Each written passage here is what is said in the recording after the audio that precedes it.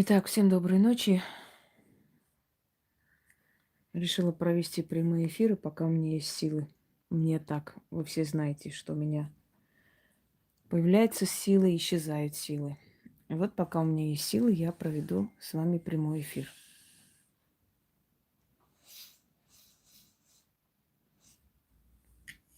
Одну секунду, сейчас исправлю любовную пару. Хочу, чтобы она была виднее вам и как можно более красиво. Ну да ладно, как получилось. Дорогие друзья, вообще на тему духов-любовников у меня э, был уже ролик. Потом, как вы знаете, после моих тем все выхватывают мои темы. У них, видать, мозгов своих нету, и как только я что-нибудь сниму, они сразу: ой, оказывается, можно было такое снять и что-то сказать. И вот они бегут снимать такую же тему. Но, естественно, у них не получится, как у меня. Понятное дело, у них нет этих знаний. И получается какая-то билиберда, какая-то хрень. На самом деле о духах-любовниках очень мало известно. И если кто-либо изучал этот вопрос очень глубинно, только тот человек может вам сказать такие факты и такие весомые аргументы, которые действительно вас убедят в том, что они существуют. Да и убеждать вас не надо, потому что каждый человек хотя бы раз в жизни с ними сталкивался. Э, Каждый из вас хотя бы раз в жизни во сне испытывал оргазм. Каждый из вас хотя бы раз в жизни испытывал ам, чувство близости с противоположным полом. Каждый из вас хотя бы раз в жизни влюблялся в человека, который снился во сне, в женщину или в мужчину. У женщин это проявляется ночными оргазмами, у мужчин это проявляется семяизвержением и прочее, прочее. И вот это все говорит о том, что в вашей жизни хотя бы раз был дух-любовник. Неважно даже в каком возрасте, хочу вам сказать. Так вот, для того, чтобы вообще вести темы о магии, вообще говорить о духах и о демонах и прочее, давайте сейчас вы не будете бегать вперед батьки и спрашивать, опасно это, не опасно это. Дайте мне сказать, и вы поймете, о чем я говорю. Э, Чтобы иметь представление об этих силах, чтобы суметь это объяснять, нужно обладать знаниями. Недостаточно где-то тут, там что-то свистнуть и что-нибудь говорить. Понимаете? И поскольку я увидела, что опять мои темы мусолятся где-то, какую-то хрень, в общем, сочиняют. Здравствуйте, Василий. Я считаю, что нужно обновить эту тему и более подробно, как бы именно в прямом эфире обсудить. Эм, О духах-любовниках. Я еще раз прошу вас не бегать вперед батьки и дать мне довершить эту тему. И в конце вы поймете, опасно это, не опасно это, надо это прекращать, что надо с ним делать. Дайте мне договорить, елки-палки.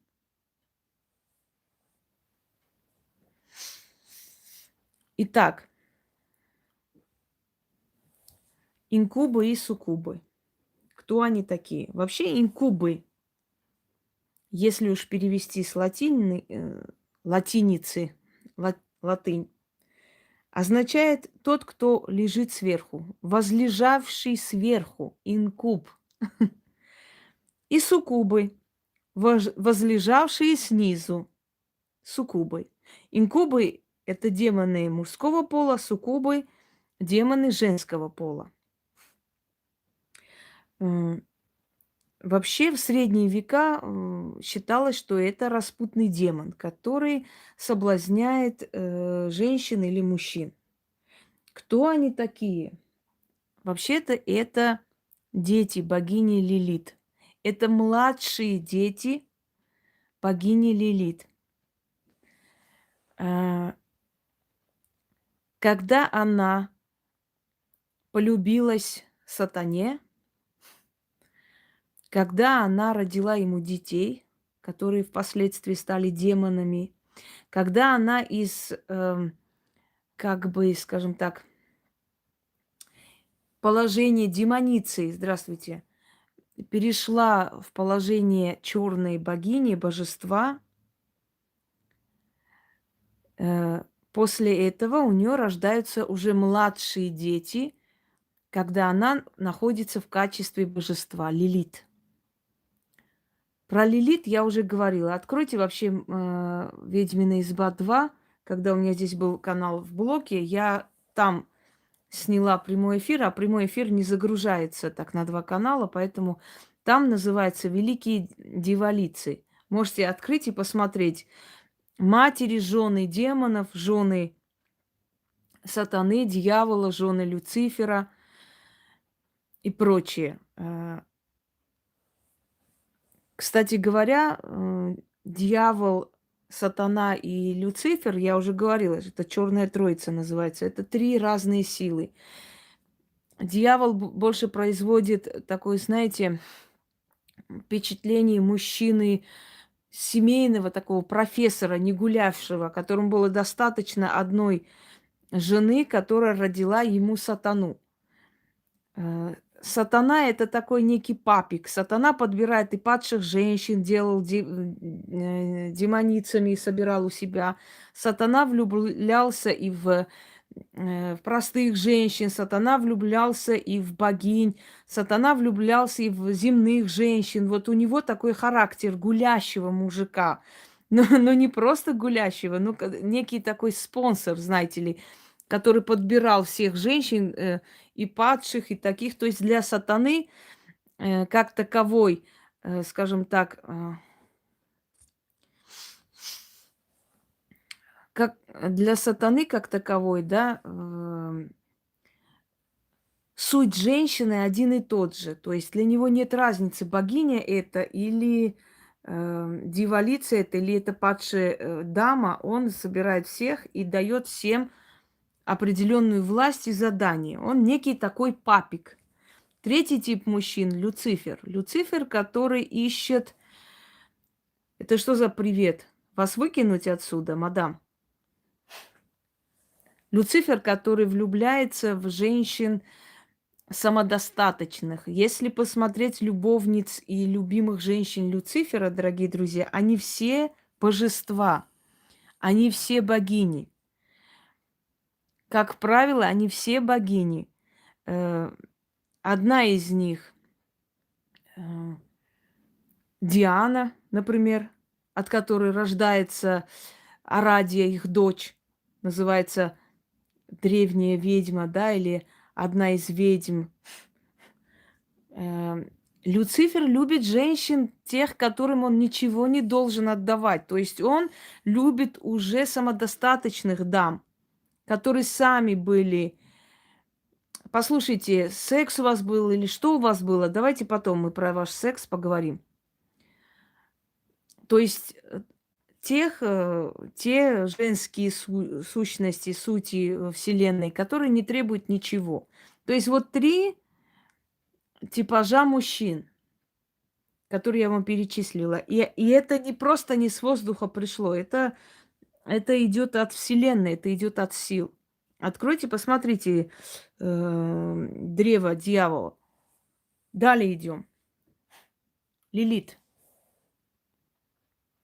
Одна из любимых жен сатаны, та, которая родила ему огромное количество детей, та, которая родила ему Астарту, называется Астарт. Астарту иногда путают с Лилит. Она вообще-то по легенде, по древним поверьям, по, скажем так, по рассказу, да, древних летописей, она дочь Лилит.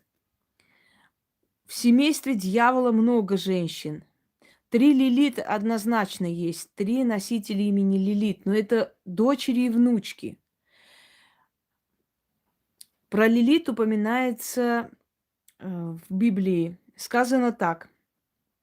«И создал Господь женщину и мужчину, и сказал им, А, создал Господь женщину и мужчину, да, и сказал им там, плодитесь, размножайтесь и владейте землею. А потом, через некоторое время, что мы слышим, что мы читаем? И сказал Господь Бог, негоже человеку быть одному, создам-ка женщину. И вытащил из ребра Адамова, то есть ребро Адама, и создал Еву. Что случилось с Лилит? Куда она делась? Равноправная женщина. Куда она делась? Про нее сказано в книге Языки. Там обитает ночной страх, который прилетает туда на крыльях своих черных и становится над башней. Там сказано про Лилит. Много где сказано про Лилит, но Лилит исчезла. Что говорит Тора про Лилит? Тора про Лилит говорит, что она ушла, что была огненная женщина. А теперь вспомните Коран. Что говорит Коран про джиннов? Джинны созданы из чего? Из огня. Так вот, Лилит стала родоначальницей нескольких рас духов. Джинны, которые были созданы из огня, дети Лилит. Это средние дети Лилит. Старшие дети Лилит были... Доброй ночи. Старшие дети Лилит были демоны высшей категории, да, высшего света. Средние дети Лилит считаются по Корану. Это джинны, созданные из огня. Их мать была из огня, Лилит. И младшие дети Лилит, инкубы и суккубы. Духи, забирающие сексуальную энергию, вызывающие похоть. Далее.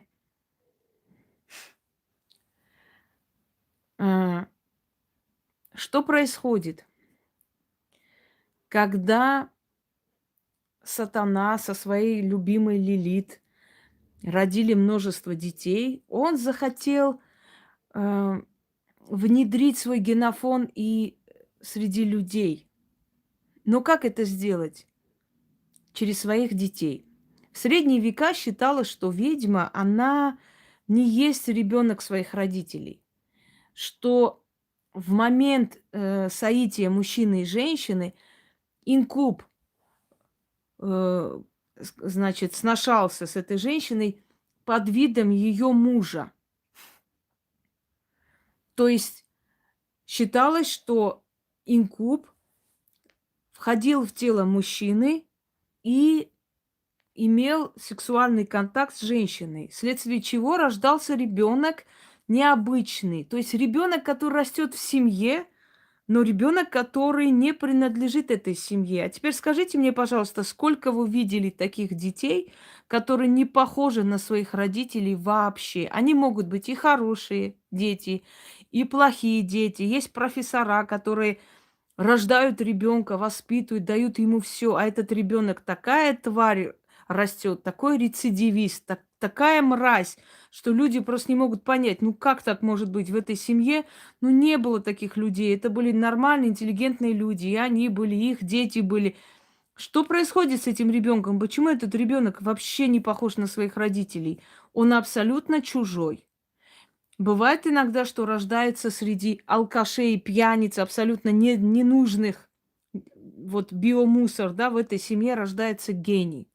Рождается гениальный ребенок, который не похож на своих родителей, который абсолютно чист, талантлив, достойный. И люди говорят, да как же так может быть? У таких алкашей просто... Ну вот как он может просто родиться такой ребенок, абсолютно не похожий на своих родителей? Это говорит о том, что этот ребенок, рожденный мужчиной и женщиной, им не принадлежит. Генетически может он и их ребенок, генетически, если проверят, но его душа, его сущность и все остальное, это не его. Доброй ночи. Это не их ребенок, это ребенок совершенно иной. Бывает, что в семье рождается очень долгожданный ребенок, все прям любят, обожают, а этот ребенок становится просто проклятием рода. Просто проклятием этого рода, ой, Господи,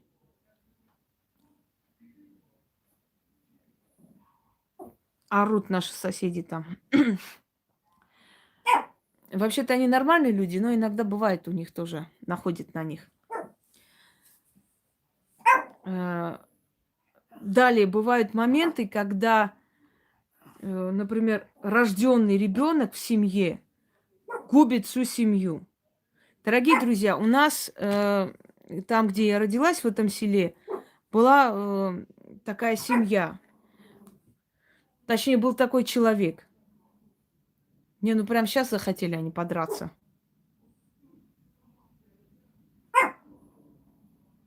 Господи.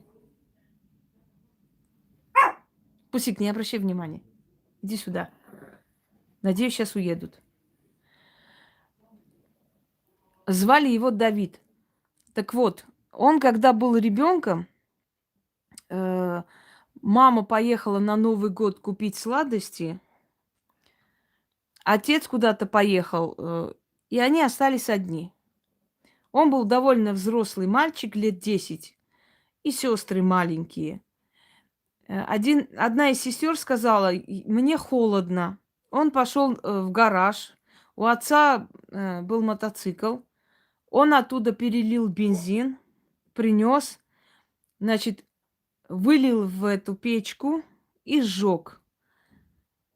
Пламя перекинулось на сестренку, и она сгорела. Пока соседи прибежали, пока начали тушить, в общем, ребенок не выжил. Когда мать приехала, говорят, что мать умерла не от сердечного приступа, а... Послушайте, Чикатило тут ни при чем. Давайте не будете сейчас хрень писать уже в конце концов.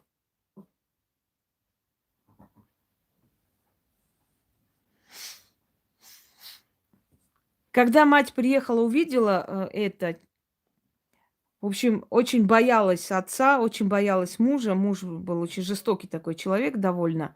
Говорят, что муж ударил ее, и она умерла. Некоторые говорят, от страха сердце остановилось. Но это не факт. Факт в том, что она тоже умерла. И вот из их дома вынесли сразу 2 трупа, похоронили.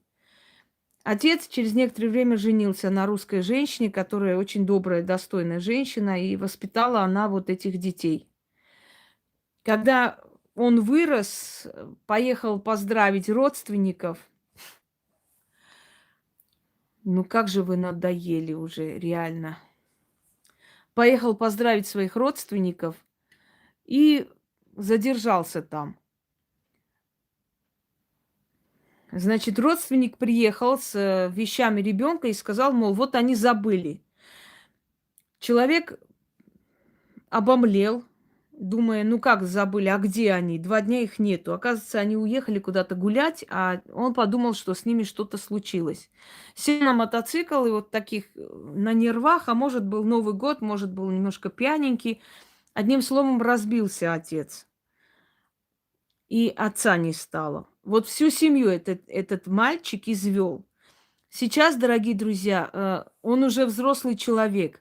У него в младенчестве умерла дочка маленькая, очень красивая была девочка, блондинка. Ну, умерла. Они вели не очень достойный образ жизни, очень так, знаете, он сильно пил, жена одна работала, ну, это не важно. И вот 2 взрослых сыновей друг за другом умерли буквально 2 года назад тоже. Друг за другом ушли. То есть, о чем я хочу сказать? Что ребенок, рожденный в нормальной семье, вырос абсолютно не похожим ни на своих родителей, ни на своего деда с бабушкой, ни на кого. Он сам по себе пришел в этот мир, то есть абсолютно не похожий ни на кого в своей семье, загубил просто всю семью. А сейчас от него продолжение точно такого же проклятия, то есть точно такой же проклятый дом друг за другом идет. Вот, так вот, это говорит о том, что иногда дети появляются, хотя даже физически, скажем так, от своих родителей, но совсем не похожи на своих родителей. Инкубов вообще в древние времена рисовали по-разному. То есть изображали страшными, лохматыми, кошка, собака, бык. Если вы помните,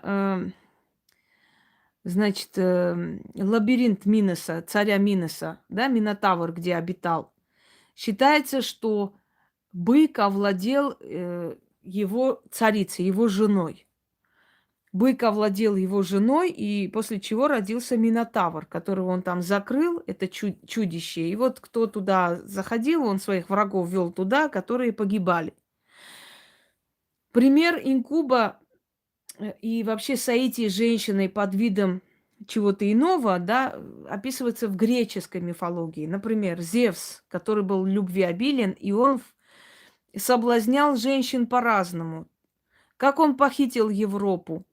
Он стал быком, которым Европа любовалась, и вот он ее, красавицу Европу, украл. Европа же это древняя красавица, на самом деле, по ее имени. Добрый вечер.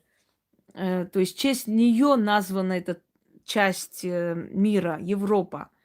Он украл Европу, прикинувшись быком. Он, значит, возлежал с Ледой, прикинувшись большим этим лебедью. Потом он приходит к Данаи, прикинувшись с кем? Золотым дождем. То есть вот этот пример инкубства, да, притворства, притвориться кем-либо другим, чтобы воссоединиться с женщиной. Для чего он это делал? Чтобы оставить свою генетику среди людей. Потому что считалось, что чем больше твоя генетика, чем больше твоя энергия вокруг среди всех сущностей, тем сильнее ты как божество. Теперь, семя сатаны через его детей, инкубов и суккубов, распространяется и среди людей. Оно было, есть и будет всегда. Однако инкубы и суккубы имеют различный характер, точно так же, как и люди. Ребенок может родиться сверхталантливым, потому что он кто? Он внук сатаны. Сверхсильным, видящим очень многое, что другим не дано. Либо он может родиться проклятым и вот таким, который изведет всю семью. Но в любом случае, и в одном, и в другом случае, он очень сильно отличается от домочадцев. Он не такой, как все. Физиологически может быть похож на них, но не более того. Далее. Как проявляется появление инкуба? Во-первых, если женщина, скажем так, долгое время не имела какие-либо, в общем, половые отношения, я не знаю, кто есть для кого, но я тебя выкидываю в черный список.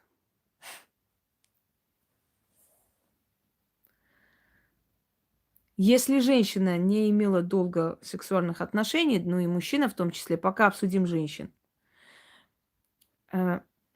вот эта ее сексуальная энергия настолько сильно распространяется вокруг нее, вот эта сила манящая, что она, знаете, сравнение может не очень хорошее, но как мясо с кровью заманивает собак, да, точно так же и вот сексуальная энергия женщин, она заманивает к себе инкуба. Причем они могут прийти и к девице. Не обязательно, чтобы это была опытная женщина. Это может быть и девственница.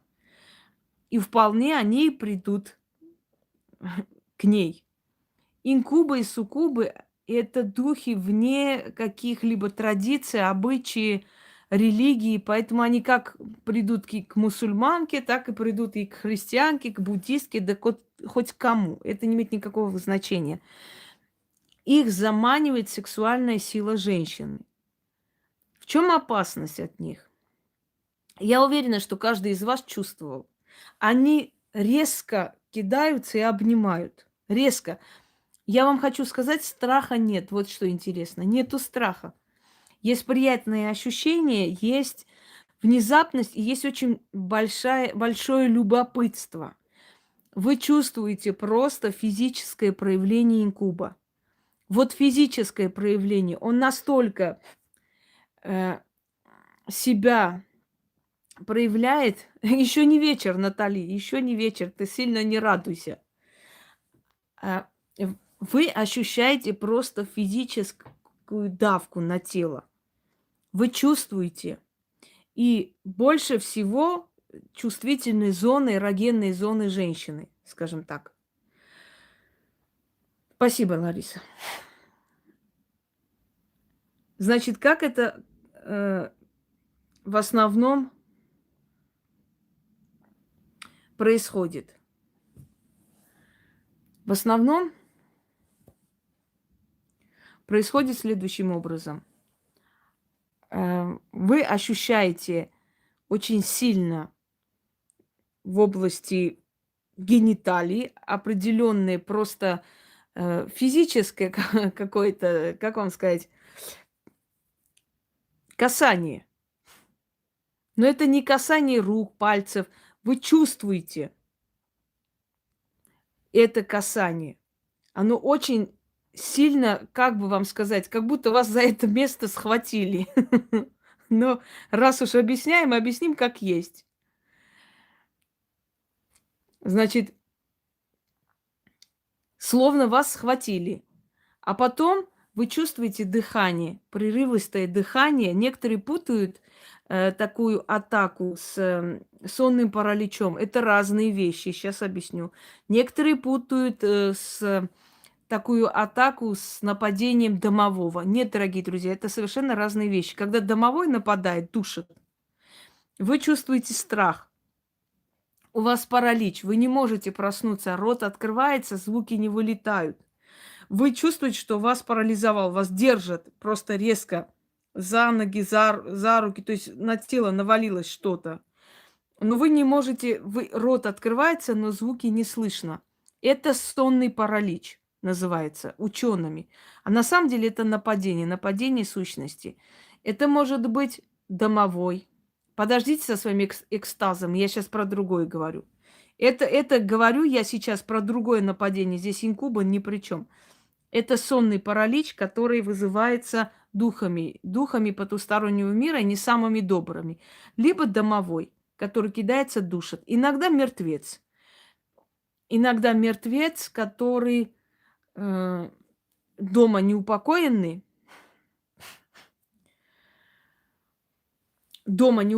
ходит, он тоже может напасть. То есть это не говорит об инкубах и суккубах. Инкубы и суккубы – это сугубо сексуальное, скажем так, наслаждение. Тут насилия-то нет. Насилие тут ни при чем. Вы согласны на это? Там нету насилия, дорогие люди. Значит, что я хочу вам сказать? Непреодолимое влечение, правильно. Далее. Что происходит? Это нападение очень мягкое. Это нападение очень, как вам сказать, эротичное. Начинается у вас очень... Нет никакой разницы. Джинны здесь ни при чем. Джинны это отдельно, инкубы это другое. Инкубы именно сексуальные духи. Понимаете меня или нет? Душили и прочее, я вам уже сказала. Господи, никто не слышит меня. Я вам говорю, когда вы боитесь, когда вас душат, когда на вас кидаются, начинают душить, давить, это не инкубы. Инкубы и суккубы – это те духи, которые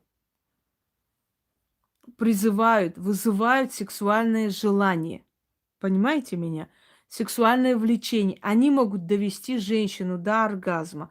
Женщина просыпается в приятном ощущении, ей кажется, что просто только что у нее был мужчина. До такой степени это живое чувствуется. Далее. Забудьте сейчас про домовых. Заклинило вас на домовых. Происходит нападение. По-разному может быть. Чаще всего, если на вас нет одежды, это для них призыв. Если на вас нет одежды, значит, это призыв сексуальной энергии. Далее.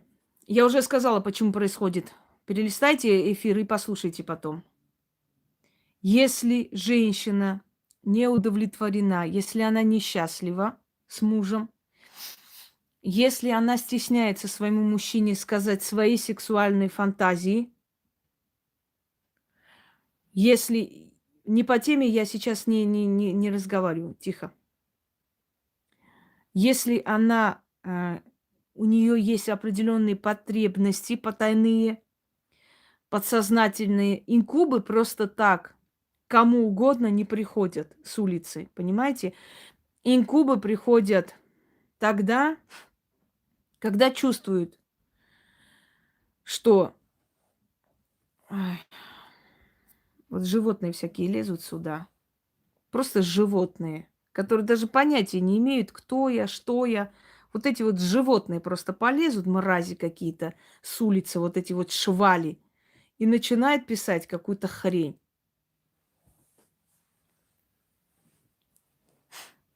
Если вы чувствуете, что вы не удовлетворены, и даже если вы это скрываете, не говорите, но в любом случае ваше подсознание просит других, скажем так, сексуальных утех, они обязательно это слышат и понимают. И они к вам придут. Многие женщины, которые подвергались этому нападению, и когда я им говорила, они говорили, что Э, вы знаете, нет, ну вот такого нету, чтобы я в сексуальном плане была не удовлетворена, вроде у нас все хорошо. И я говорю, послушайте меня внимательно.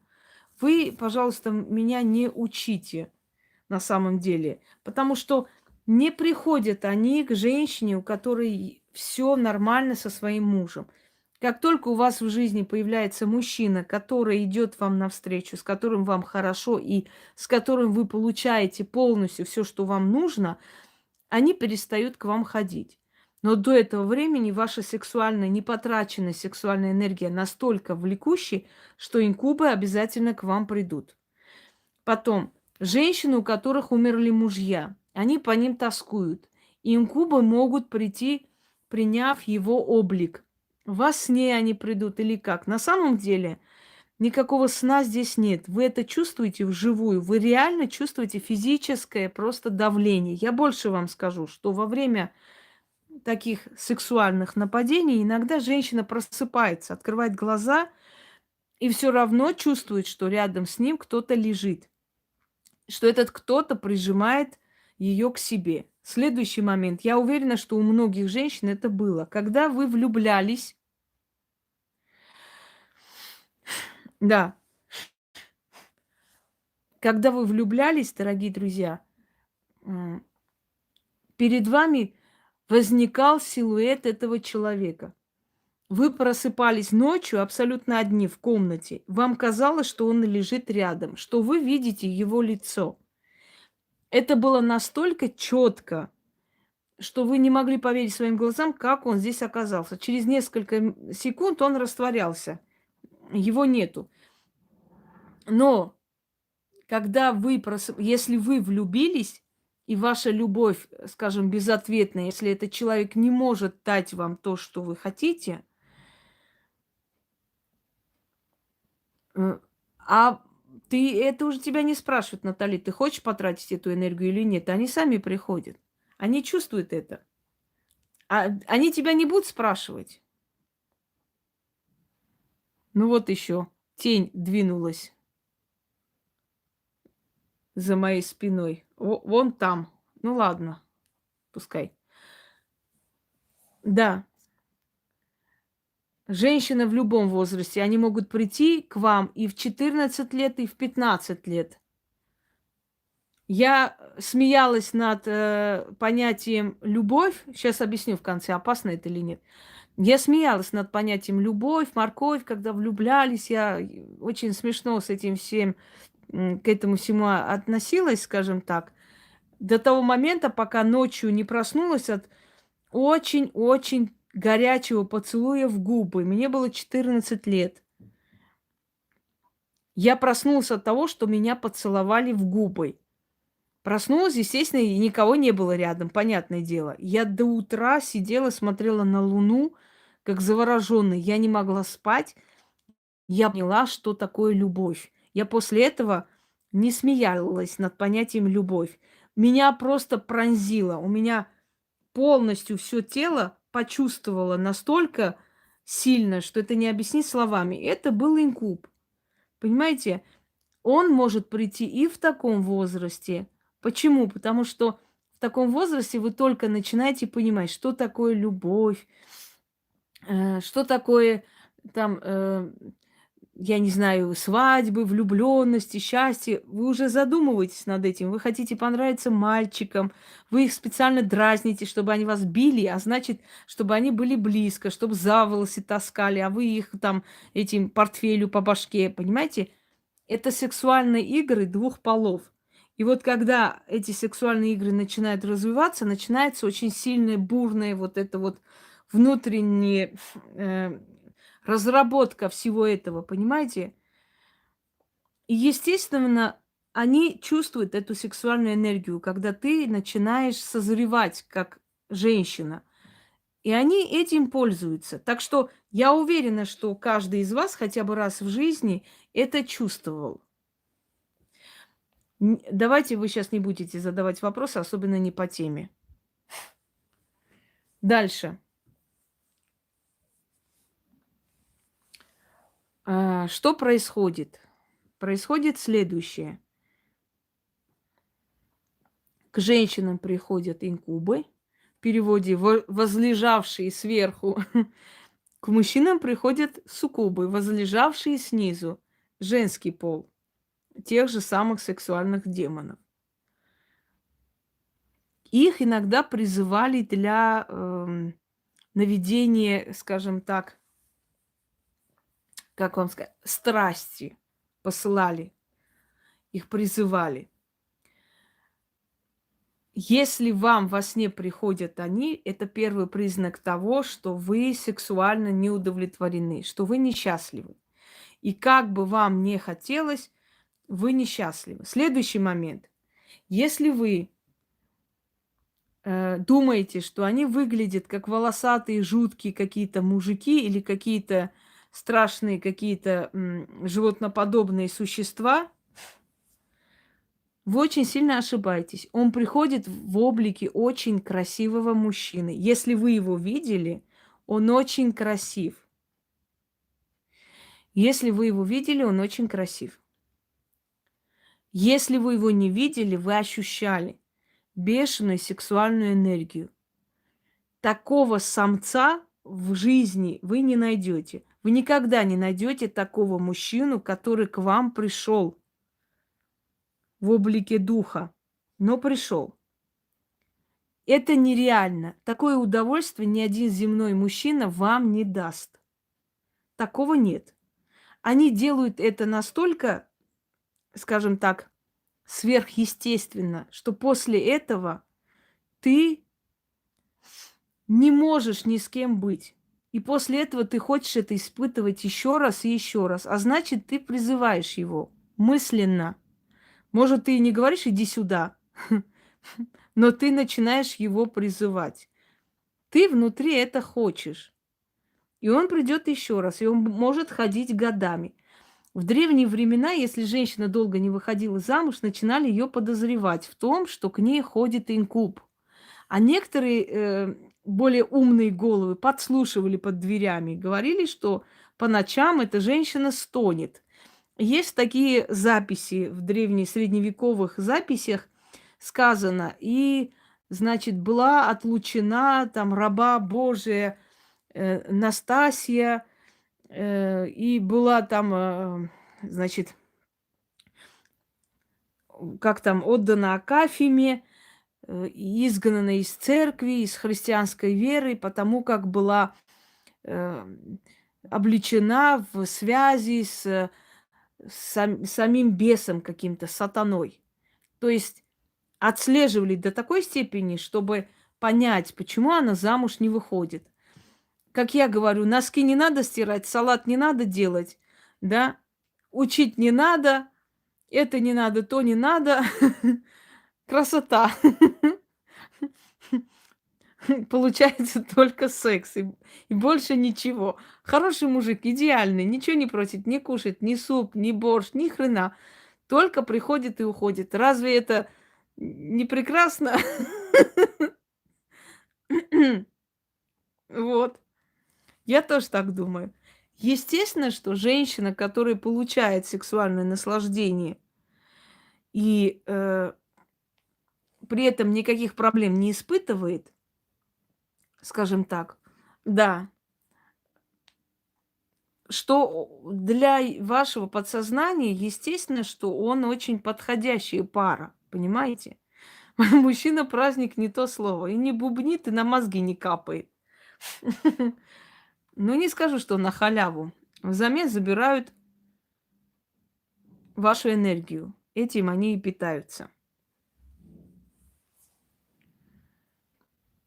Что я хочу вам сказать? Приходят они, как правило, к женщине, которая одинока. И приходят они часто, если эта женщина того желает.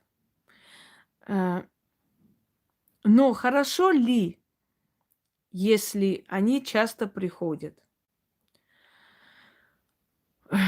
Дорогие друзья, эротические сны – это одно, фантазии подсознательные – это другое. Но если они часто будут ходить к вам, вы меня не поняли, энергия не ваша забирает, а сексуальную энергию вашу. Если они часто ходят к женщине, и женщина не может как бы его от себя отсечь, со временем вы замечаете, что вы потеряли интерес к жизни. Многие женщины, хочу вам сказать, ждут ночи. Они ждут, не дождутся. Они быстрее все свои дела заканчивают.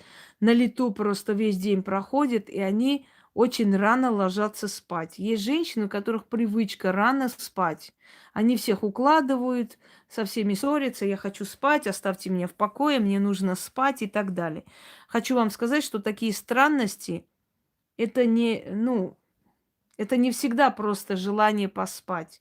Есть у некоторых женщин свой маленький секрет. Они хотят быстрее спать для того, чтобы встретиться с ним. Чтобы с ним встретиться. Что это означает?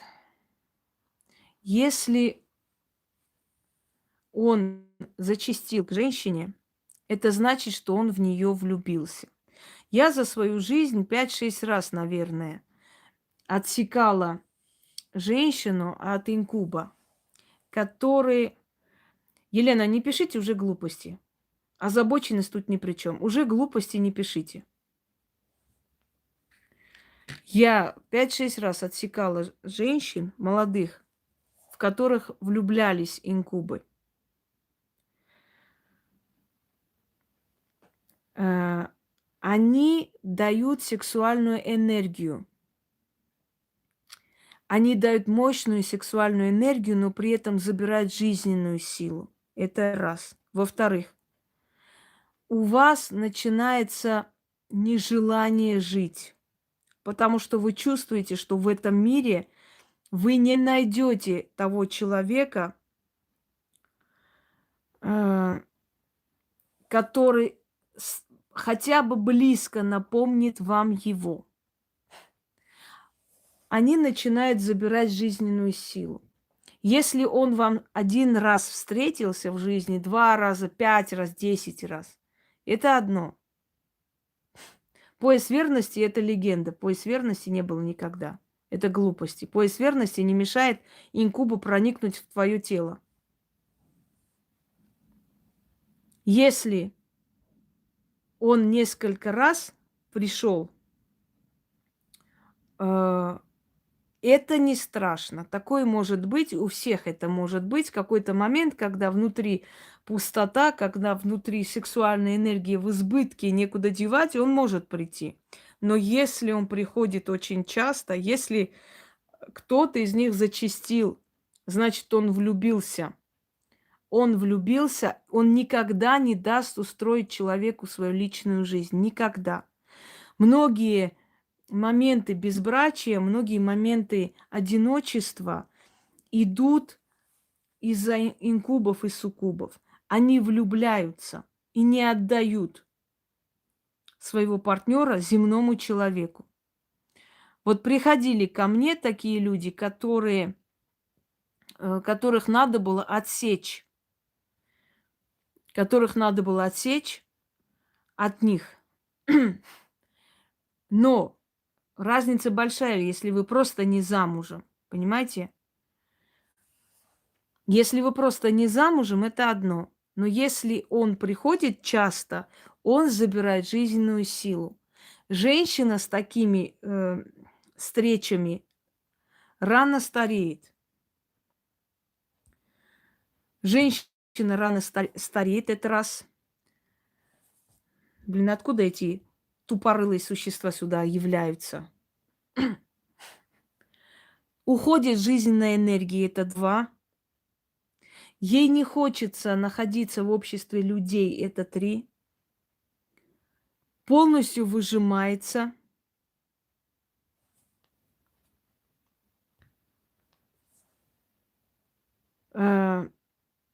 Далее. Уходит абсолютно жизненная сила. Поэтому одна встреча с ним – это очень большое впечатление надолго, на много лет. Но каждодневная встреча с инкубом или суккубом очень чреваты. Человек становится агрессивным. Он начинает ненавидеть мир людей. Нет, таких случаев, чтобы инкубы влюблялись, очень мало. В основном встречи иногда, может быть, раз в 5 лет как-нибудь такое вот реально физическое воздействие человек почувствовал. Но если влюблялись, это совершенно иное. Был человек, который один раз увидел женщину, и ну что за тупость, ей-богу, лучше тогда не встречаться с ними. Ну что за идиотизм, дебилизм, в конце концов. Ну вот прямо сидим и мечтаем, когда ж мы с ними встретимся. Ну сколько можно? Ну слушайте хотя бы тему «Твою мать». Задолбали уже. Причем здесь хотеть или не хотеть? Это влияние потустороннего мира, которое тебя не спрашивает, хочешь ты этого или нет. Я объясняю явление, которое происходит и которое есть. Заколебали уже. Господи, полезут эти тупицы тут. Тогда лучше не надо. А я тут сижу и говорю, надо или не надо. На кого мне обращать внимание, я сама решу.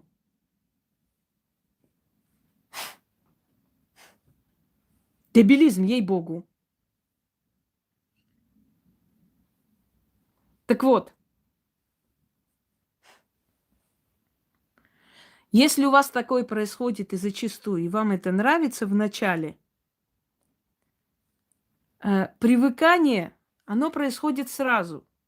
Но если еще, знаете, если это длится год-два, чтобы не было, пошел нахер со своими шайтаным, пошел вон отсюда, чмо. Если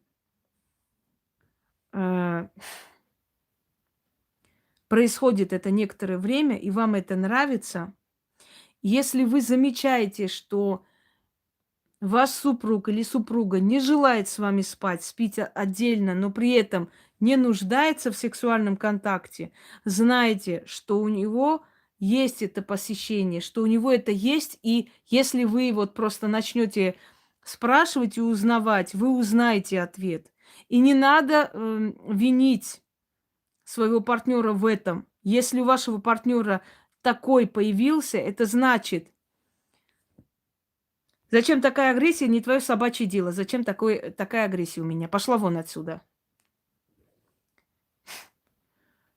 Если вы чувствуете, что у человека это появилось, вините себя.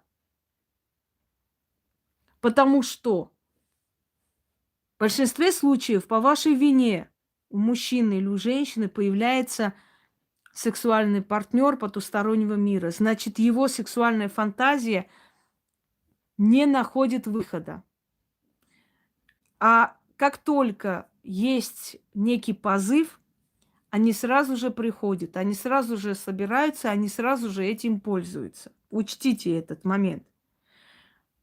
Это опасно, потому что они все-таки демоны. Есть опасность рождения ребенка, который не будет похож на вас. Он может быть гением, а может быть преступником. Вы не знаете, какой будет человек, который родится через инкуба.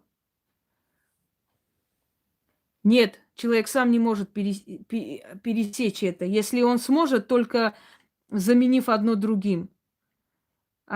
Один сексуальный контакт на другой. Но, к сожалению, нет такого земного мужчины. Понимаете, нет такого земного мужчины, который заменит тебе инкуба. Ну, нету. Мы все не говорим своим мужьям о том, что в нашей жизни были, скажем так, моменты, когда к нам приходила некая сила, и что эта сила такое вытворяла с нами, что после этого земной мужчина для нас потерял всякий вообще интерес.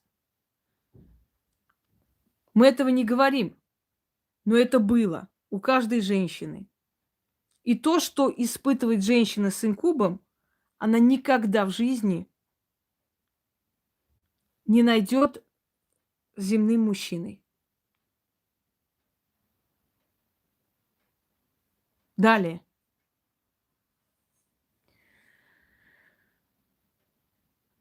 Если он является в вашей жизни один раз, это не страшно. Если он являлся несколько раз за вашу жизнь, это не страшно. Но если он является часто и постоянно, он заберет вашу жизненную энергию, в конце концов заберет вас. Потому что инкубы никогда не позволят мужчине или женщине, создать партнерство с другим человеком. Они любят их. Если инкуб к вам приходит часто, это опасно, потому что вы потом чувствуете себя разбитой. Потому что вы потом чувствуете себя усталой, выпитой, вам не хочется жить. Вы в этой жизни удовлетворения, удовольствия не получаете. И вам хочется уйти за ним туда, потому что вы чувствуете, есть некто, кто-то, кто вас любит. Одно дело, когда это стражник, когда это дух, это сила, которую вы чувствуете, которая вас защищает и к вам хорошо относится, другое дело сексуальный партнер. Ничего вы не сделаете, чтобы он пришел или не пришел, или ушел. Если они хотят, они сами приходят. Еще раз вам повторяюсь, если это было один раз, два раза, 5 раз, это не страшно. Но если это периодически повторяется в течение жизни, я знала женщин, которые пытались от этого избавиться. Женщин, которые пытались выйти замуж, которые пытались убежать от этого. Не получается.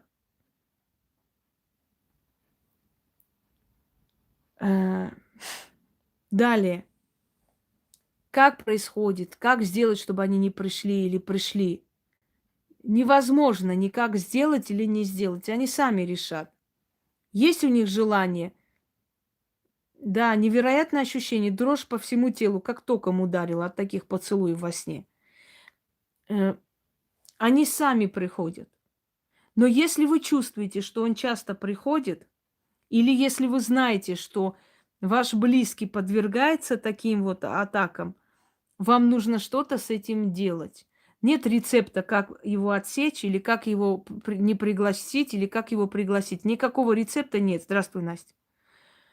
Но если это началось, один раз можно это сделать. То есть, имею в виду, можно перетерпеть, можно не испугаться. Это может случиться 5 раз, 10 раз. Это не страшно. За всю жизнь, если у вас за несколько лет один раз было такое сильное ощущение, это не страшно. Но это может на некоторое время, скажем, как вам сказать, занимать ваши мысли, потому что такое вы больше нигде не испытаете ни с кем. Это может быть. Но это вас не выжимает как женщин, не уничтожает ваши все желания. Но если это повторяется периодически, это опасно. Это значит, что он в вас влюбился, дорогие друзья. Значит, вам надо с этим что-то делать. Вы начнете стареть. У вас пропадет интерес к жизни, вы начнете избегать встречи с людьми и так далее. Это опасно. Что происходит у мужчин? У мужчин это ночные семяизвержения. И это не случайность.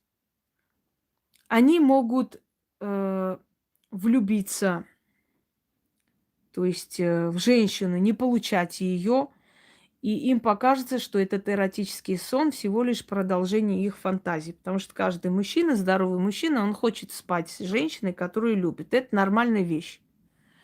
Скорее, ненормально, когда он не хочет этого. И вот эти позывы любовные, они привлекают ту самую демоницу. Она может прийти в ее обличие. Еще раз говорю, влюбленный человек, он настолько лакомый кусок, он настолько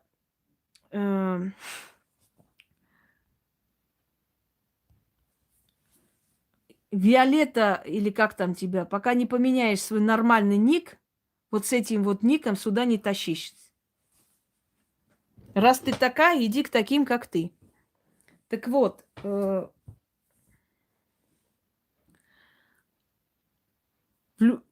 есть энергия влюбленности, она очень сильна. И она может притянуть их. Женщина, то есть, извиняюсь, суккуб, она может прийти в обличии той женщины, в которую он влюблен. В обличии той женщины, в которую он влюблен.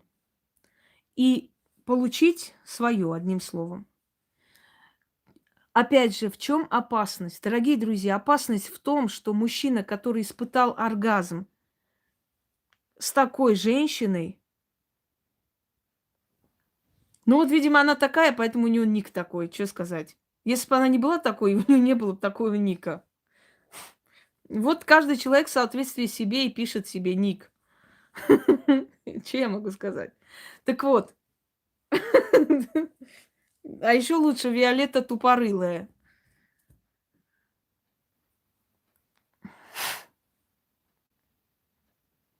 Так вот. Вот она приходит в обличии, в облике той женщины, в которую он влюблен. А теперь смотрите, что происходит. Мужчина в полудреме, в полусне, в полуосознанном состоянии овладевает этой женщиной. И эта женщина показывает такие чудеса секса, что когда он действительно достигнет своей цели, женится на своей любимой женщине, в чем тут твое отче наш? Что за хрень вы несете? Перестаньте, хватит. Так вот, когда он действительно дойдет и действительно женится на любимой своей женщине, да, которую он видел в обличии каждый день, она не покажет ему такие чудеса в постели, понимаете? И он будет разочарован. Он с ней не захочет быть больше. Понимаете, в чем опасность? Да, она не оправдает его надежды. Точно так же касаемо женщин. Женщина, которая часто имеет сексуальный контакт с инкубом, в жизни не находит и не ищет, и не хочет других мужчин. Да, я сегодня в ударе, Ян. Ты же знаешь, у меня так, я в спячку, а потом, когда начинается резко все. Да, мы поняли про демона, уже все поняли. Итак, в чем опасность? Опасность в том, что, во-первых, Вы не захотите иметь никакие отношения с земными мужчинами, а значит, вы будете одни, потому что желания не будет, потому что слишком часто повторяющиеся впечатления, дорогие друзья, ни один мужик не оправдает этих желаний. Вот мужчины после них покажутся вам бревном, и вам будет неинтересно. Но их задача в том, чтобы вас настолько растраконить, да, чтобы с вас забрать эту силу жизни. То есть частые встречи с ним очень опасны. Во-первых, он влюбился в вас, и он вас никому не отдаст. Во-вторых, он будет забирать вашу жизненную силу. Вы начнете стареть, вы будете агрессивны со всеми подряд. В-третьих, у вас не будет желания жить, потому что вы хотите его постоянно видеть. В-четвертых, вы рано умрете, и он вас заберет, потому что он без вас не может, и вы не можете. Вы влюбились в нечто, в некую субстанцию, которая не существует физически, но он есть. И самое главное, что ребенок, рожденный от такого сношения, а ребенок рождается. Правда, для этого дела нужен мужик. Но если он даст свою семью, своего ребенка вам, вы не знаете, какой ребенок у вас родится. Он может быть очень умный, разумный, а может быть просто убийца. Вы не знаете, какого ребенка родите, потому что часто бывает, родители абсолютно простые люди, ребенок гений. Родители очень интеллигентные, хорошие люди, ребенок подонок. Понимаете? Вот потому что это не их ребенок. Это как раз сношение того инкуба. Если спросить мать, она обязательно вспомнит этот случай. Были моменты, когда мужчины говорили, вы знаете, такое было ощущение, что это не я с тобой сплю, как будто через меня кто-то был. Бывали такие моменты, когда мужчины это говорили. Вот ощущение, как будто у меня какое-то наваждение было. Я вообще не понимал, что я творю. Что-то со мной не то было. Далее. Для мужчин. Для мужчин, дорогие друзья, если мужчина разумный, мудрый, он свою жену, естественно, не обидит и не скажет, что ты по сравнению с ней бревно. Но если мужчина дурак, если мужчина незрелый, если он слишком молодой, влюбившись в эту женщину, представляя ее и вдруг получая ее вот в ее обличии суккуба, чувствуя эту бешеную сексуальную энергию с этой женщиной, которая вроде есть, вроде нет. Потом, женившись на объект своего вожделения, он не получит того, что ожидал. Понимаете? Он с этой женщиной вот той бури страсти не получит.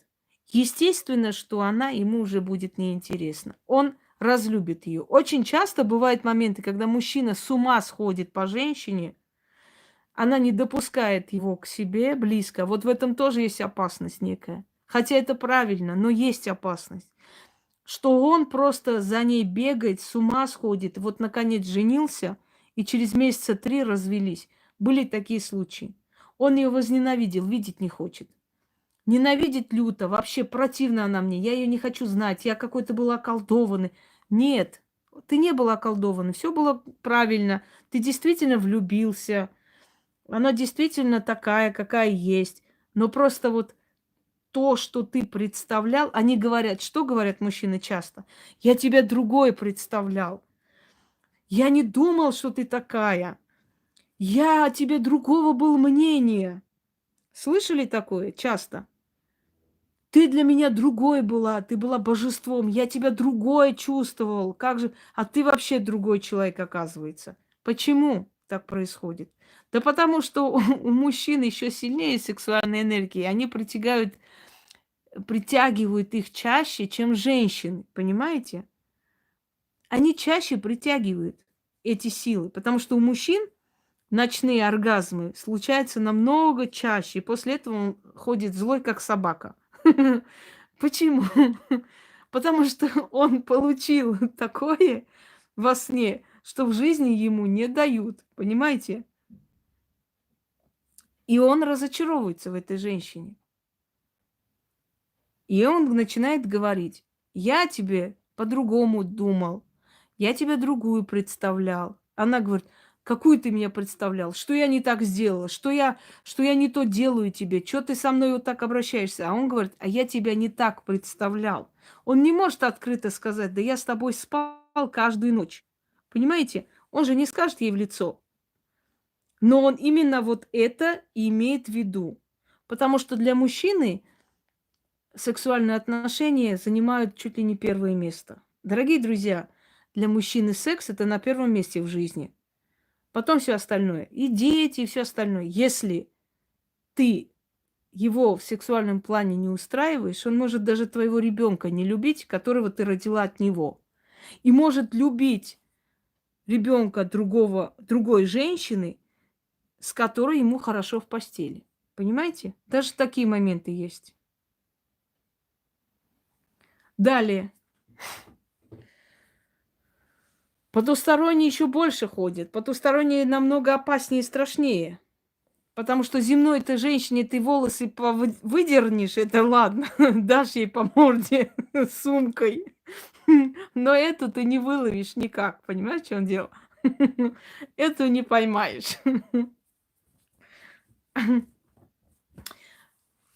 В исламской культуре есть такой момент.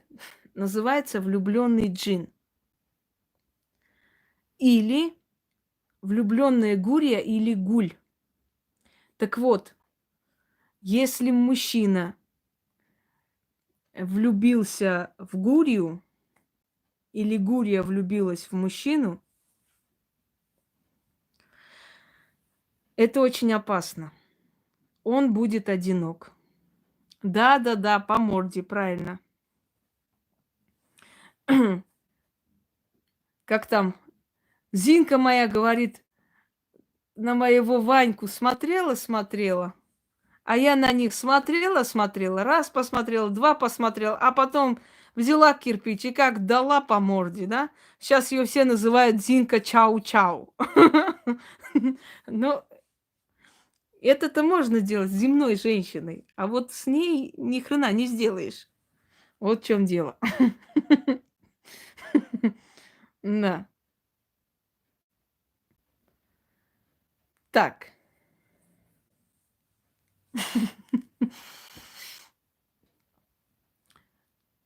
В разных религиях по-разному его изгоняют.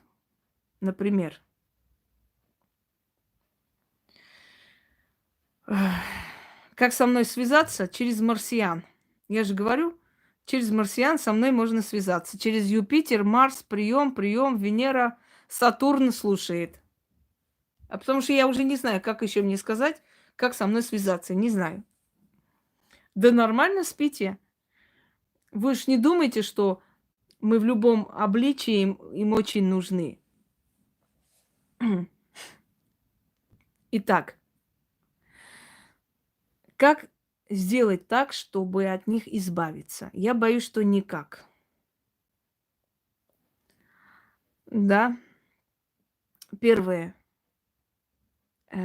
Хочу сказать, если вы, дорогие дамы, испытали такое, знайте, что от земных мужчин вы это никогда не испытаете. Это нереально и невозможно. Спасибо. Поэтому не требуйте от своего мужчины того же самого, что вы испытали от инкуба. Он даже понятия не имеет, что такое вообще можно сделать в этой жизни. Даже в мыслях нет у него такого. Дальше. Второй момент.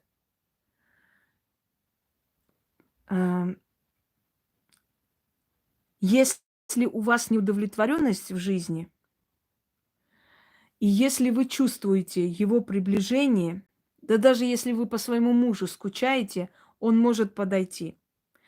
Обхватывает очень сильно, и пока не дошло до определенных контактов, как у инопланетян, Скажите: уходи, пожалуйста. Попросите. Они не любят, когда вы приказываете. Он может назло приходить. Уйди, пожалуйста. Вы это почувствуете. Вы спите, как правило, под утро это происходит, либо ночное время. Что происходит? Вы уже ощущаете, все ваше тело напрягается. Вы всегда чувствуете, что сейчас что-то произойдет. Внезапно ничего не бывает. В какой-то момент вы чувствуете, что кто-то есть. Вот приближающаяся энергия, она настолько плотная. Добрый вечер. Она настолько плотная, что вы чувствуете просто физиологически его, скажем так, присутствие. Обхватывает резко. Сначала, нет, это невозможно контролировать. Вы никогда не будете контролировать духов. Сначала вы чувствуете дыхание. У вас нет страха. Страха нет. Ну, может быть, у кого-то есть, но основное количество, 90% женщин, этого не боятся. Они не боятся этого. Они, наоборот, у них внутри просыпается некое, знаете, как бы сказать, интерес, что ли, любопытство. А что это такое? Потом вы отключаетесь. Вы абсолютно отключаетесь, то есть вы вживую это чувствуете, вы видите, у вас глаза открыты, вы не спите. Это не сон. Вы прекрасно все чувствуете, ощущаете, причем очень сильно. До такой степени, что весь день вы ходите удрученно, у вас действительно забирают жизненную энергию. Выжимает очень сильно вашу жизненную энергию. Но это может происходить, скажем, несколько раз в год или раз в 3-4 года, по-разному, понимаете? Это не значит, что у вас каждый день должен это быть или и так далее. Но если хотя бы, скажем так, некоторое время он зачастил к вам, это опасно. Он вас убивать не будет и душить не будет. У вас будет желание встретиться с ним. Но, скажем так, со временем вы заметите, что мир людей вам становится неинтересен. Каждая женщина, которая хоть раз испытала присутствие такого духа, она никогда это не забудет. И она все время будет искать, скажем так, Яна, это действительно восторг. Если женщина хоть раз в жизни испытала его присутствие, хотя бы раз в жизни, она не зря прожила на этом свете. Я знаю женщину, которая не хотела никак выйти замуж. И вышла замуж только после того, как ее посетил инкуб.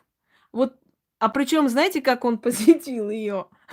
Она ходила к одной женщине, которая, ну, умела снимать. Сейчас этой женщины нет. Она ходила к этой женщине, она сказала: ты, когда испытаешь это, ты захочешь выйти замуж. Нет, никто не сосватал. Видимо, просто послали один раз. И после того, как она это испытала, она срочно вышла замуж. Но она сказала: я поспешила, потому что мой муж все-таки не оказался таким, какой ко мне пришел тогда. Помог. Где-то в каких-то отношениях это нужно. Хотя бы раз в жизни. Это не смешно, это правда. Чтобы в женщине проснулась женская суть. Потому что не все женщины понимают удовольствие от, скажем, близости с мужчиной. Это реально так. Но когда это некто пришло, она захотела замуж. Она почувствовала, поняла, что ей это нужно. Ну а что вы хотите? В 33 года девственница. Значит, ей нахер это не надо. Она бы до конца жизни так и сидела. Вот, в общем, инкубы ее пробудили. Да, видать, и твой муж тоже инкуб. Ты у него спроси, скажи, ты случайно не с тех сфер спустился? Может, он их братан? Может, он из этих? Или инкубом рожден? Кто его знает? Раз уж он такого типа. Скажи, инкубом не хочешь поработать? Мы тебя к одиноким женщинам будем отправлять по ночам. Ой, в женском общежитии появился домовой. Вот никто его не может поймать и увидеть, зато уже 3 бабы родили. Понимаешь? Так что есть такие домовые. Сделали и исчезли, никто их не поймает нигде. Пол России такие домовые. Да. Так что вот так вот. Как мужа превратить в такого? Надо, чтобы его хоть раз суккуб посетил. Вот тогда он поймет, что надо и что от него требуется. Смех смехом, конечно, но хочу вам сказать, дорогие друзья, что они питаются этой энергией секса, и они питаются жизненной силой. Как его вызвать? Никак не вызвать. Очень сильно захотеть и голой поспать. Он сам придет, Таня. Не переживай.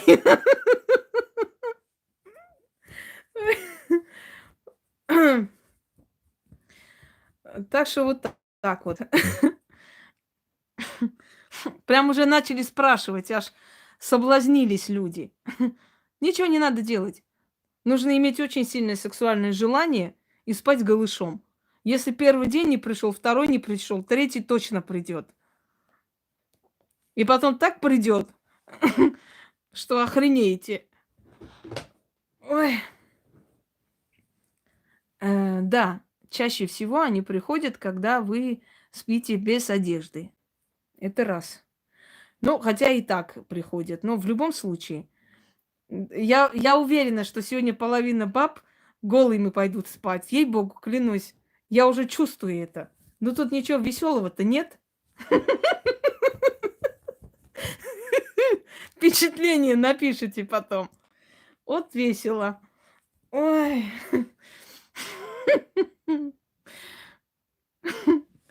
Ну, это тебе не надо, Яна.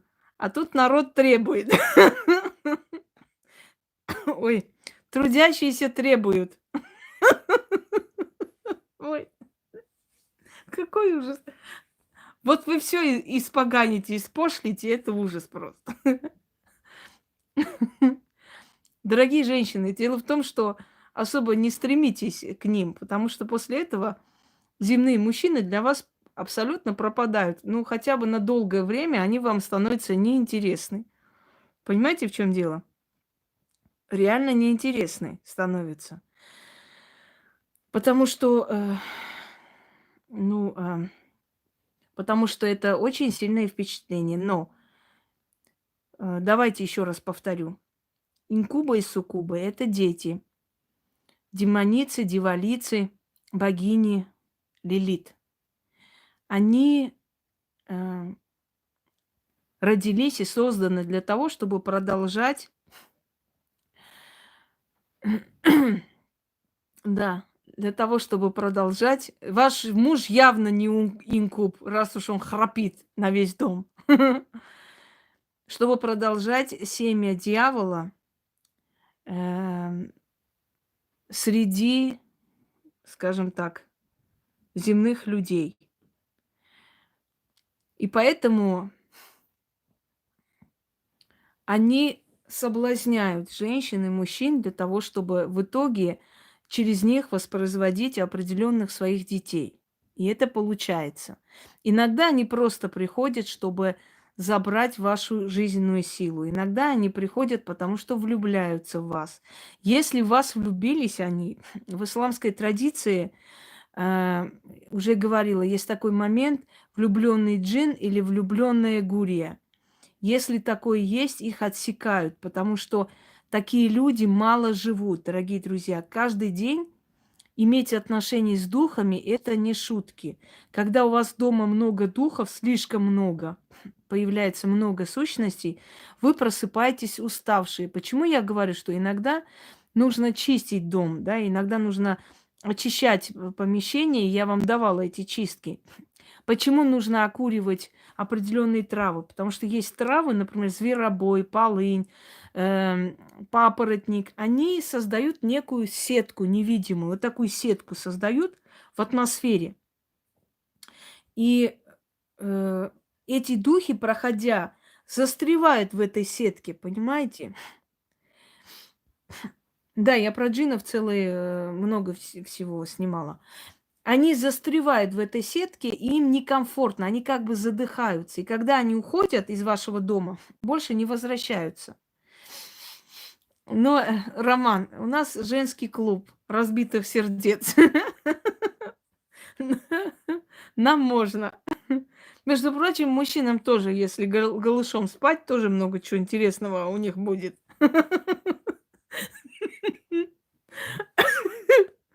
Вы только двери плотнее закройте, а то у вас соседка 120-килограммовая инкубиха к вам приползет ночью. Вот это будет номер. Остальное все хорошо. Так вот, забирают они жизненную силу. И если они часто приходят, эти духи, они выпивают вашу жизненную силу настолько. Да-да-да. Как говорится, у голодной кумы одно на уме. Вот поэтому народ и зашевелился сразу. А как их можно вызвать? А что надо делать, чтобы они пришли? Ну, пожалуйста. Ну, Ян, я не виню женщин, потому что в России, в принципе, большинство женщин и большинство одинокие, недолюбленные женщины, женщины, которые не получают этой любви и все такое. Почему здесь популярны, да? Почему здесь популярны все эти привороты, все эти заговоры, призывы? Потому что женщины не получают абсолютно человеческую любовь, тепло. Как правило, основное количество мужчин здесь пользователи, понимаете? Женщина стала сильной, она содержит дом, она все делает. Ей ничего не надо от мужчины, кроме уважения и любви. Там даже не в сексе дело. Просто хочется, чтобы люди, ну, чтобы человек тебя любил, понимал, чтобы был с тобой рядом. И, естественно, не все женщины умны, разумны, чтобы понимать, что э, призывами и приворотами любовь не создашь. Не всем же объяснишь, правда? Вот поэтому, скажем так, женщинам просто хочется уважения и любви, чтобы кто-нибудь дал силу. Говорят, если хочешь помочь сильной женщине, просто не мешай ей. Это мои слова, кстати, тоже надо занести в протокол. Хочешь помочь сильной женщине, просто не мешай ей. Вот и все. Но основное количество мужчин, как правило, хотят сломать сильную женщину, понимаете? Сломать и испытать наслаждение, потому что они рядом с сильной женщиной себя чувствуют слабаком. Они не понимают, что это хорошо, это благословение, когда рядом с тобой сильная женщина, она может тебе быть другом, партнером во всем. Нет, они хотят ее сломать. Сломать и уничтожить и чувствовать себя хорошо, потому что рядом с ней они чувствуют себя никем. Вот в чем дело.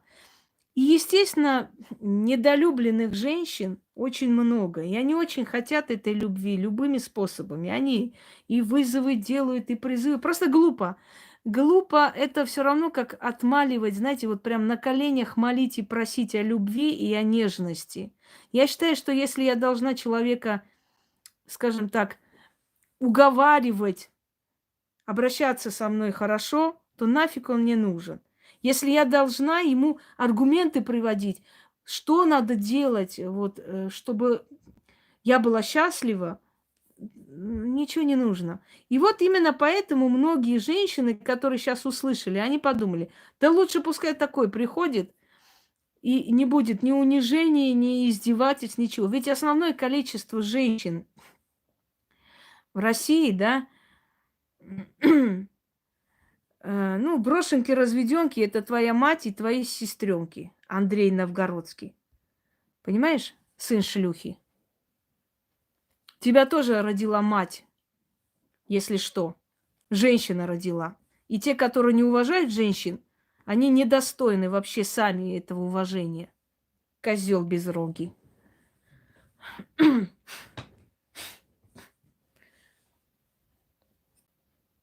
Так вот, но вот для вас, женщины дорогие, я хочу сказать, и мужчины в любом случае, хочу вам сказать, что это не самые безобидные духи, которые должны быть. То есть, это Андрюше написали, Яна, это не нам. Ты не того заблокировала. Ну ладно, бывает. Это не безобидные духи, потому что любой дух, любая сила потусторонняя, скажем так, любая потусторонняя сила, она опасна. Мат, я думала, ты просто все, я поняла. Она очень опасна. Она тянет силы. Поэтому я вам сказала, если один раз в жизни у вас это было, это не страшно. А ритуала не нужно никакого, достаточно просто сексуального неудовлетворения. Да в конце концов сказать, хочу сегодня секса и лечь спать. И будет тебе секс.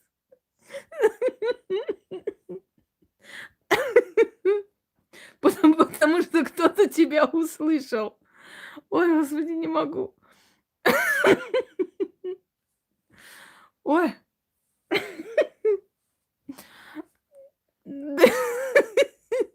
Как они нашего бедного джина изнасиловали, призывая страсть. Теперь вот это.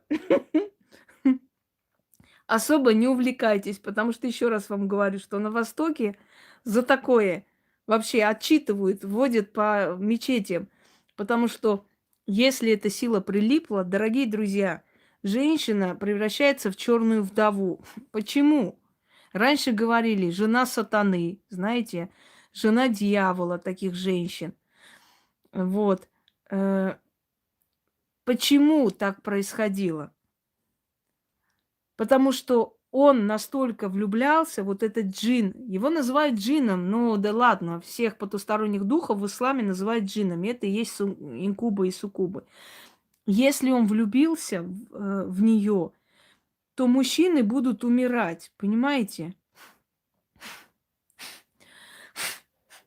Мужчины его рода будут умирать. Мужчины, скажем, своей маме зашлифуй, Игорь, маме своей. Я думаю, что мама твоя будет рада, потому что вырастила такого достойного сына. Вот ей шлифуй. Ну, может, заодно и сестре, чтобы не скучно было. Тварь. Знаешь, Роман, что я считаю, что мужчины, ну так в кавычках, которые вот так вот начинают писать везде, они на самом деле в сексуальном отношении полная херня. Вот просто и по жизни, сколько я слышала от женщин, такие вот из себя, ну просто, ну это вообще, ну это я не знаю что.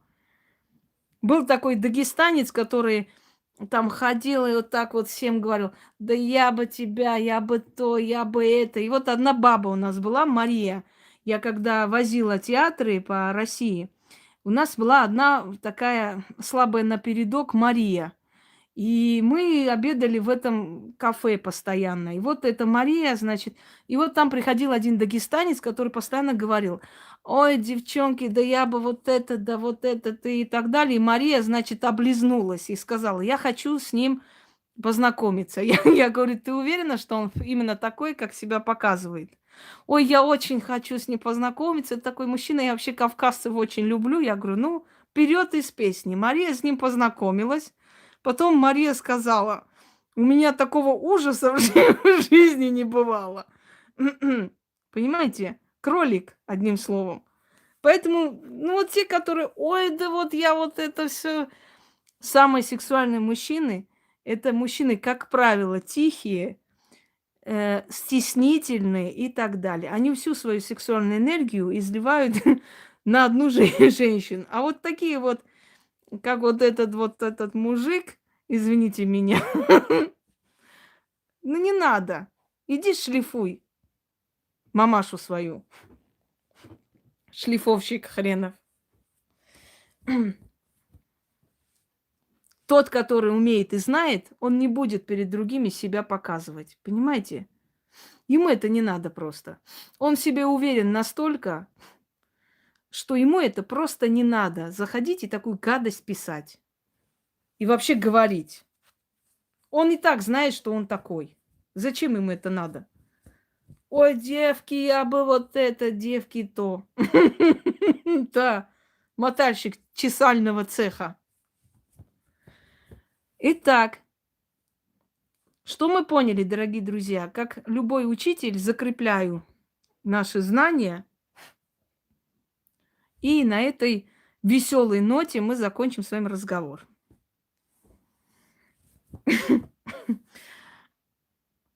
Мотального цеха. Что такое? А ты не слышал никогда? Я того душу мотал. Как говорит, я твою лодка качал. Ну-ка, давайте, товарищи, скажите мне, пожалуйста, что вы поняли? Кто такие инкубы и суккубы? Закрепим материал.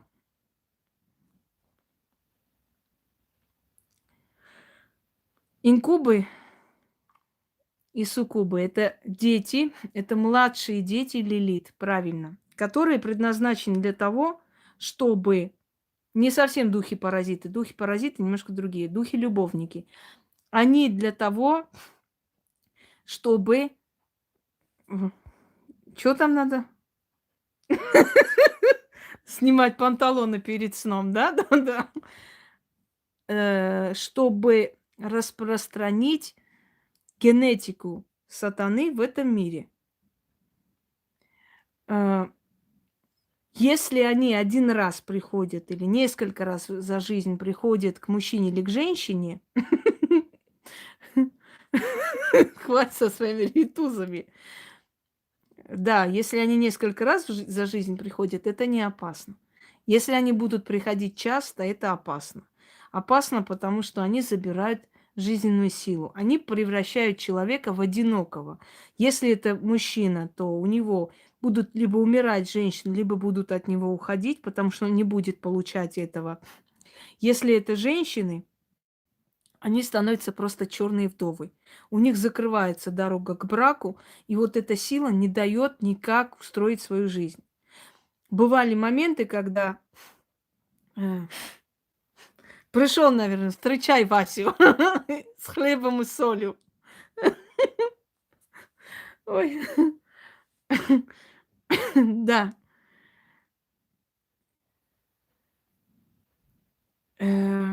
Если вы его, скажем так, будете поощрять, есть даже такие дебильные ритуалы его призывать. И он приходит, а там даже призывать не нужно. Он и так придет.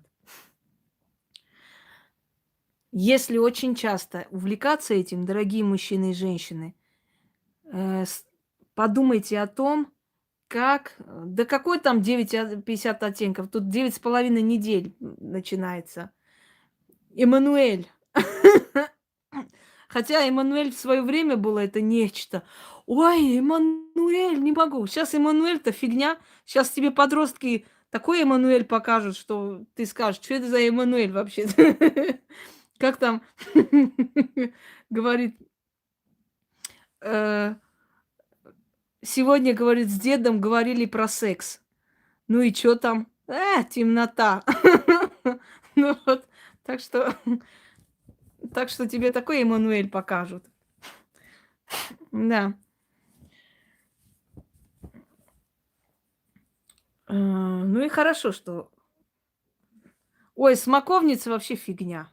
Греческая смоковница, господи. Я, честно говоря, я вообще не поняла смысл этого фильма. Какая-то шалава со всеми ложится. В чем там смысл был, вообще не поняла. Может, смысл только в том, чтобы показать ее красивую фигуру и всего-то. Вообще ни о чем какой-то фильм, вообще ни о чем. Так, какая-то шалашовка, то с одним, то с другим. Что там было вообще, про что? Я, честно говоря, и лично я не поняла смысла этого фильма. Ну, может, кто понял.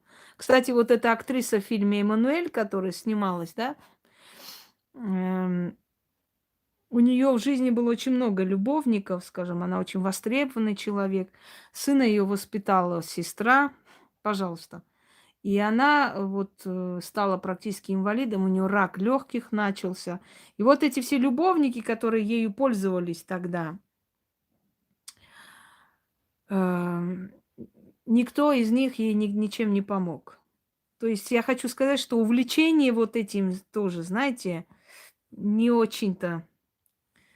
Не в одном сексе только дело в этой жизни. Вот что я хочу сказать. Не только это главное. Нужно иногда думать и о чем-то другом тоже. Итак, если вы чувствуете, что к вам часто приходит некая сущность, вам нужно принять меры. Вам нужно отсечь. Вы сами не сможете. Вам нужно обратиться к человеку, который отсечет его. Потому что он вас просто вот вашу жизненную энергию забирает, дорогие друзья. Вы первый раз это ерунда. Но когда это постоянно повторяется, вы можете стареть раньше времени. Вы просто постареете. Это дух. Каждое прикосновение с духами. Вот вы идете на кладбище, да? Причем здесь проснуться? Вы и не спите. Вы и не спали, когда он приходит. Просыпание здесь ни при чем. Вы идете на кладбище, вы выходите оттуда выжатые. Просто выжатые. Вы очень уставшие, потому что там очень много потусторонних сил, которые то есть забирают вашу жизненную силу. Согласны? Так вот, то же самое приходит к вам, если он часто приходит. Он забирает вашу жизненную силу. Послушайте, вы давайте здесь не будете раздавать советы, что надо делать. Вы в этом ничего не понимаете, вы знать не знаете. Не надо раздавать советы. Они приходят не во сне. Ты не во сне, мадам. Сон, сонный паралич, я уже объяснила, это совершенно другое. Нападение домового– это другое. Нападение мертвой силы– это другое. Инкубы и суккубы– совершенно другое. Заходили очень хорошо. Суккубы к тебе зайти не могут, потому что суккубы– это женщины. А женщинам ты не интересна. Хватит. Я советы не терплю, особенно от людей, которые понятия не имеют, о чем я говорю. Потому что мы и духи, это мы... ты мужик, очень хорошо. Тогда ты не очень нормальный мужик, если у тебя на аватаре женщина стоит. Дело в том, что мы, естественно, суккуби– это женщины. Мы с духами из разных измерений. И наши энергии совершенно не совпадают. Мне ничего не будет от встречи с духами, вам будет. Понимаете, обычным женщинам это очень, скажем так, чревато. Скажем так. Господи, ну хорошо, картина женская, ты не женщина. До свидания. Что такое, ну?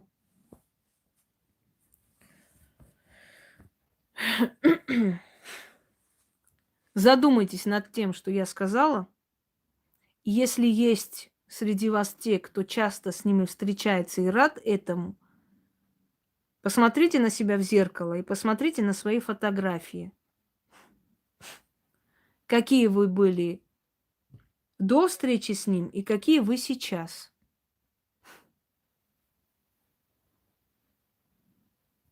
Понимаете? Иногда они приходят в облике, в обличии человека, который потом вам встретится. Очень часто бывает такое, когда в полудреме приходят они в таком обличии, который потом вам встретится. Они знают вашу судьбу. Они знают, что этот человек вам встретится. И через некоторое время вы с ним встречаетесь, с этим человеком. Вы говорите, я тебя видела. или во сне видела, или в полудреме видела, понимаете? Не существует глупости, не пишите. В потустороннем мире все как положено, не как у людей. Ненормальных явлений нет. И если у вас бывают моменты, что вы увидели своего сексуального партнера намного раньше до того, как встретили, то это означает, что они просто предвидели вашу судьбу. Следующий момент. Инкубы и суккубы могут проявиться и в виде животных. Вы можете просто видеть кота, собаку. Случайно раз и дома кот, собака, потом исчезла. Ты думаешь, что-то мне тут,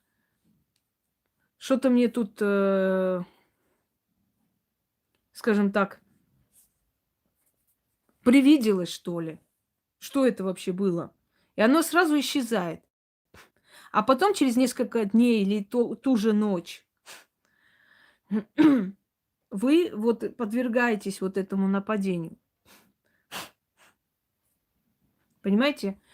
Если вы резко стали противны своему мужчине, а у него нет любовницы, вы 100% это знаете, но он вами не интересуется, и такое может быть.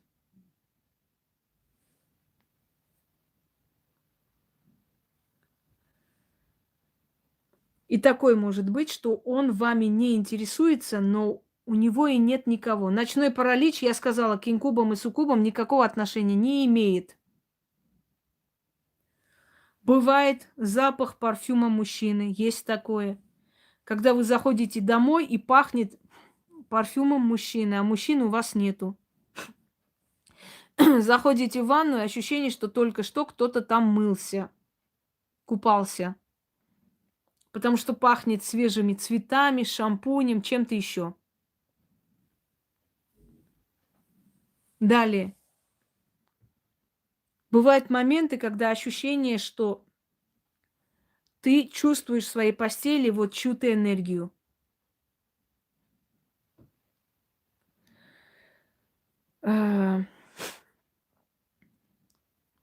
Я сейчас не требую с вас, чтобы вы... Может такое быть. Это тоже инкуб, который приходит в обличии мужа. Я об этом уже сказала. Господи, что это за Иван тут, школьник какой-то, балуется? Когда я провожу прямые эфиры, у меня нету цели, чтобы выявить с вас вот все, что вы знаете, чувствуете, все, что вы прошли, все, что вы и так далее. У меня нет такой цели. Каждый для себя понял то, что я хотела донести. Даже если вы не написали или не сказали, вы послушали это, и вы поняли. Или с вами это было, или было с близкими людьми, или еще с кем-либо. Но 80% людей это проходили. И страха нет. Если бы у вас был страх, вы бы боялись, вы бы морально внутри отталкивали его. Наоборот, страха нет абсолютно. И не всегда это сон. Чаще всего открытые глаза. Вы это чувствуете наяву, вы это понимаете. Вы понимаете, что это какой-то полудрем, вы этому поддаетесь. И страха нету никакого. Есть очень сильное удовольствие, очень сильное наслаждение. Если это было один раз, это не страшно. Но если это очень часто повторяется, то вы начнете стареть, вашу энергию начнут забирать. Мужчины, которые вами заинтересуются, начнут умирать, и вы рано уйдете. Вот в чем опасность. Опасность не в том, что он один-два раза пришел. Если приходит суккуб, если он приходит в виде женщины, которую он любит, он не может как бы с ней быть, и вот она приходит в ее облике, в конце концов, он так влюбится в этот облик, она будет так удовлетворять его, она покажет такое, что земная женщина не способна показывать, понимаете? И в итоге, когда он женится на ней, Он очень быстро разочаруется, он возненавидит ее. И он будет говорить все время, я тебя не такой представлял. А у мужчин фантазия еще более бурная, и у мужчин еще сильнее сексуальная энергия. Поэтому к мужчинам они приходят намного чаще, чем к женщинам. И отсюда и ночные вот эти вот, скажем так, моменты. И через некоторое время он абсолютно начнет разочаровываться. Он скажет, я... Спасибо, вечно не надо, Сабина, не надо. Не проклинайте меня вечной жизнью. Вечная жизнь – это ужас. И в конце концов, они разойдутся. Потому что он почувствовал нечто другое, что земная женщина не способна ему дать. До нее она и даже не сообразит, что это реально. Здравствуйте. Что это можно. Понимаете, в чем дело? Так что я хочу вам сказать, что вы сделаете выводы. Было это, будет это, с кем-то из ваших друзей, близких это. Несколько раз в жизни это не страшно, но больше это очень опасно. Имейте это в виду. Если это появляется, вы не можете его ни призвать, ни выгнать. Вы ничего не сможете. Понимаете? Ничего. Но если вы это чувствуете, что это началось, что это очень часто повторяется, выжимают вас, не поддавайтесь этому наслаждению. Это как наркотик.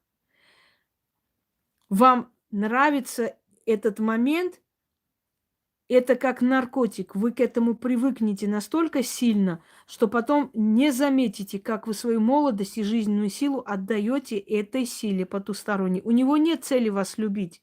У него цель забрать вашу жизненную энергию, силу постоянно. И единственный момент может вам помочь профессиональный человек. Отсечь и убрать его. Иначе у вас ни семьи не получится, ничего, дорогие друзья. И момент самый такой, самый опасный момент – это зачатие ребенка, который непонятно каким вырастет. Понимаете? Все. Ну, здесь и нет и не веселого, и не трагедии. Просто это явление вселенское. Это происходит, это происходило, это может быть с каждым человеком. Хотя бы раз в жизни они идут на сексуальный позыв. Понимаете? Но желательно, чтобы вы это не поощряли потом. Потому что это очень плохо для вас закончится. Один раз встреча с ним, уже весь день женщина ходит никакая и запоминает надолго. Все, дорогие друзья, удачи вам. Да, напоследок, когда мне говорят, освещайте эту тему, ту тему. Послушайте, идиот вонючий, не знаю, кто ты там. Здесь никто не говорит, чтобы их находили или с ними партнерствовали. Если у тебя мозгов не хватит, чтобы понять, о чем эта тема, не лезь сюда и не тявкай. Козел ухатый. Итак, когда вы мне говорите о том, чтобы я там рассказала об этой теме, о той теме и прочее, я всегда говорю, тема, которую вы можете прочитать везде, не стоит того, чтобы я тратила на это свое время. Понимаете? Я должна освещать те темы, которые мало освещаются, и о которых вы больше нигде не узнаете. Иначе смысл сидеть вам рассказывать о том, что везде можно найти. Понимаете? Набрать и найти.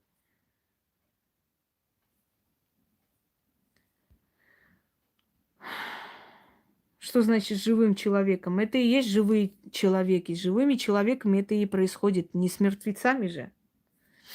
Всем удачи.